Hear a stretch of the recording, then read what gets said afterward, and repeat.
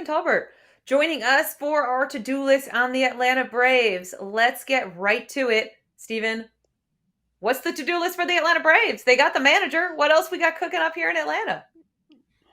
Yeah, they got the manager. Walt Weiss was announced on Monday. They just added a bunch of coaches to his staff the last couple of days. So now it's about players. And the big things for the Braves, they need a shortstop. They've needed a shortstop basically since Dansby left. They need starting pitching help. They lost basically their entire rotation to the 60-day IL last year.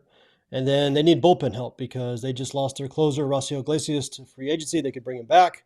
They also declined some options on some other bullpen pieces. So they need bullpen help. All right, your first thing on your offseason to-do list. A big league shortstop. Orlando Arcia kind of hurt this because he's a big league shortstop who probably doesn't fit into the big league starting shortstop role. But he was an all-star in that magical season for the Braves. Where do the Braves turn? How do they turn? Do you see the Braves dipping into some of that big league talent to maybe trade for somebody that can play shortstop in the big leagues for them? So the hard thing, it's just shortstops are so hard to find. Teams don't trade them. Teams don't, when you get good ones, you don't trade them. And even when you've got multiple, if you watch the draft, everybody drafts shortstops because they can play all over the diamond. And so it's just really hard to acquire a shortstop via trade. If you ask me right now, obviously they claimed Ha-Seong Kim the last month of the season off waivers from Tampa. He just declined his player option and is now a free agent, so they're going to have to sign him on the open market. He's probably the best option. I don't see them getting in the Bo Bichette sweepstakes. One, because he's going to command probably $200+ million.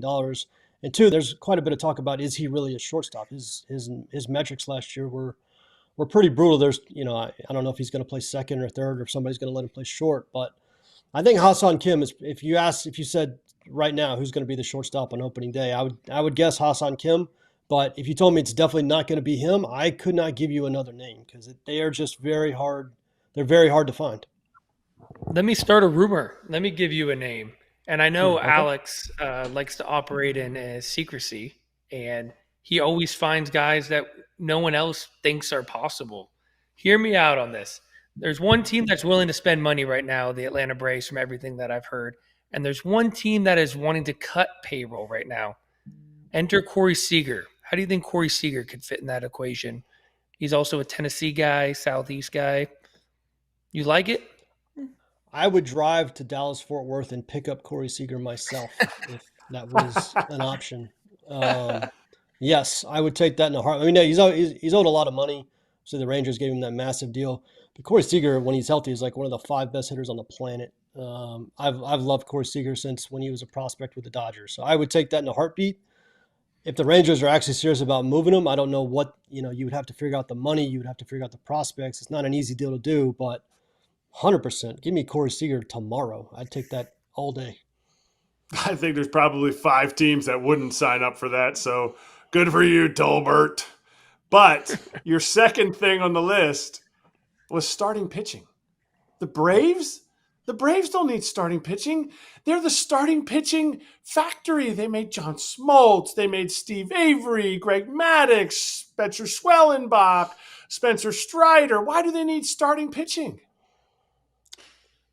Well, if they lost 6 guys last year to the 60-day IL, which is crazy. I've been following baseball a long time. I don't know if I've ever seen a team's entire starting rotation plus one more be on the 60-day IL all at the same time. And they just have a ton of inherent injury risk in their rotation. If you just go by the names, Chris Sale, Spencer Strider, Spencer Schwellenbach, Ronaldo Lopez, Grant Holmes, AJ Smith-Shawver, just the names on the list sounds good. That's a good starting 5, starting 6. The problem is they were all injured for significant parts of last year.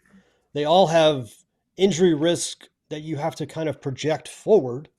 So can you go into a season with those 6 guys and expect that a critical mass of them are going to stay healthy for a majority of the season? I don't think you can. So they have to go get somebody a little more durable. They have some flexibility because Ronaldo Lopez and Grant Holmes both came out of the bullpen and can go back to the bullpen if need be. And that's what the Dodgers did last year. The Dodgers are, They solved the problem of trying to keep pitchers healthy by just adding a ton of depth, ton of depth. And when guys get hurt, just plug somebody else in. And I know teams can't spend like the Dodgers, but I think you can take a page out of their book of move guys to the bullpen, use your flexibility to build depth and protect against injury through a mass of arms. And when the Braves have so much inherent risk in their rotation already, I think that's the way you got to go. I think you have to add at least one durable quality starter this offseason. So the Braves freed up a little payroll by declining options on two of their top relievers. Were you surprised though? Because now on your to-do list is that they need bullpen help. So I mean, in particular, I think the Tyler Kinley move, because he was so good for them, was a little bit of a surprise. Do you think that they would look to re-sign either of those guys at maybe longer deals that are a little less AAV, or are they going to look elsewhere on the market altogether? Yeah, that was surprising. The Kinley move specifically was, I'm not going to say a shock because we talked about the possibility, but it was surprising. They acquired him at the trade deadline. They wanted to see what he would look like if they revamped his repertoire a little bit, get him out of Coors Field. Same thing they did with Pierce Johnson, and it worked beautifully. And they had this relatively cheap option of $5 million, and they just declined it yesterday. So on top of the fact they declined Pierce Johnson's option, Raciel Iglesias is a free agent. Joe Jimenez missed the whole season with knee injury last year. So the bullpen is just up in the air. And I'm fascinated to see what they're going to do. At this point, they're probably going to have to add like 3 or 4 relievers at this point, including a proven closer. So to answer your question specifically, I would not be surprised if they tried to bring Kinley back. I don't know that you're going to get a lower AAV than $5 million a year though. So that was a surprising move. Pierce Johnson declining that option, I can make more sense of. Kinley was surprising to me. So it just adds one more thing. I mean, that's just another reliever they got to go find this offseason.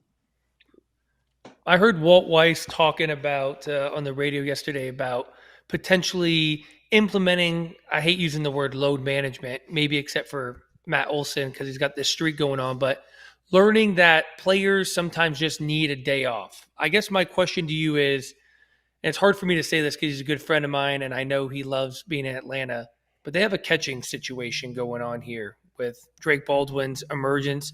Do you feel like keeping both catchers allows them to kind of balance that load management of having two kind of 1A, 1B? Or do you see value in maybe trading a guy like Sean Murphy for, a laundry list of things that the Braves could use?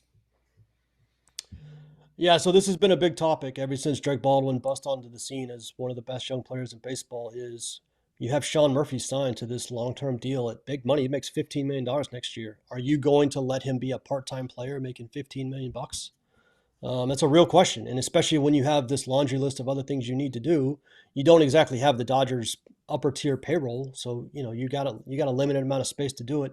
So it's a fair question. The thing I would say is the messaging out of the team has been, we have to have two catchers. It's 150 degrees in Atlanta in the summer. Like playing 160 games as a catcher just doesn't work. And I think a lot of teams have moved to more of a dual catcher. I know JT Realmuto, was kind of the lone exception for a while, doing 150 games a year. But I just don't know if that's sustainable. And you have to have two pretty good ones. And so it is a fascinating question of, I see the value of keeping him and I see the value of moving him, especially if it not only it maybe brings in a piece that you're missing somewhere else on the team, but it frees up payroll to go do even more. So yeah, it's a great question. And all the messaging from the team has been they're going to keep both. But we've heard that before from Alex. They said they weren't going to trade William Contreras, and then they traded William Contreras. So, we'll see what happens. It's a fair question though, because you can make a logical argument on either side of that one. Right. Sorry, Stephen. Brian McCann's calling me. He wanted to say that anybody can catch 140 game. Wait, no, he got tired too at the end of his career. But yeah. Yes, catching in Atlanta is the real deal. That heat will get to a man. But $15 million for a catcher is not that much money. My question is, and it kind of was piggybacked a little bit off of what KP said, Walt Weiss, is he too close to what went wrong last year, or is he the perfect closeness of what went wrong last year? You had injuries in Atlanta, and you don't need this guy coming in and going, oh, hey, I saw from the outside that you guys did this and you guys did that. he was so close. He saw the injuries, he sees the talent, and he knows this is a playoff, possibly another World Series winning team. So is he the perfect person for this job? Is he the perfect person? I don't know the answer to that. I will say this. I think the most important job of a manager is you have to, one, you have to get the respect of your players, and two, you have to be able to manage a clubhouse for 6 months and get 26 guys who all make a ton of money to row in the same direction. And the tactical stuff on the field is very much secondary to just keeping a clubhouse together. And Walt Weiss has been in that clubhouse for like 10 years as the bench coach. The players love him. They adore him. Walt played baseball.